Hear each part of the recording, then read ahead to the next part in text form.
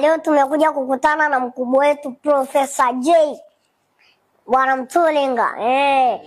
Tumemkuta hapa bwana mkubwa wetu. Tumefurahi kumuona na pia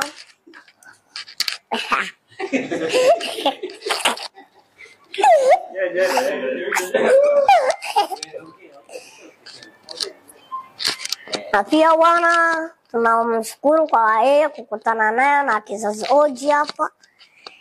Bila shaka tutaendelea kushirikiana kama kawaida ndani ya mjengo, tena kuliwasha moto, maana moto umeshawaka.